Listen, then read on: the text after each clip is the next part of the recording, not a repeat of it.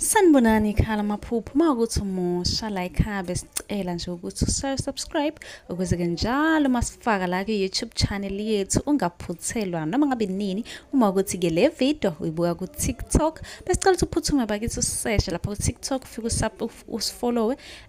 Ngijwayele ukuba live nje uzobona wonke amavidiyo amaningi, kodwa amavidiyo amaningi agcwele la ku-YouTube, so kwakho ukuthi usubscribe and turn on i-notification bell ukuze njalo uma ngifaka amavidiyo izothi nqinqi efonini yakho ukuze ubone ukuthi la sikhuluma ngani, ngoba wonke ama-comment eniwabuzayo ngizolokhu nje ngenza amavidiyo ngafaka. Uma-ke nawe ubuzile ungakayiboni impendulo yakho, scrolla semaningi amavidiyo engiwenzile uzofika-ke lapho ubone mhlawumbe impendulo yakho, noma mhlawumbe uphuphe ungeza nawe uzoscrolla uzocinga impendulo. Ake ngiqhubeke ngichaze amaphupho eniwabuze kuma-comment section.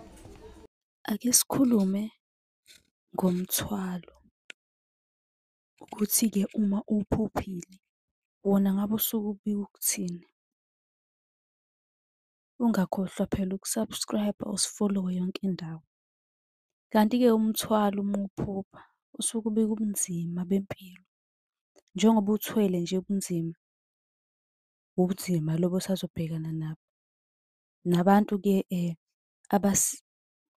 abasizayo abakusizayo bayoqhela kuwe. Abantu obathembele kubo nobajwayele bazoqhela kuwena. Kahle kahle nje kuzoba ngathi awunamuntu osazobhekana nobunzima empilweni yakho. Uma uthwele umthwalo kubika nje inqwaba yey'nkinga. Uyakwazi ukungi-inbox ucele inamba ka-WhatsApp okanye-ke ukhomente usho umbuzo ofisa ukuthi siwuphendule. Nisale kahle.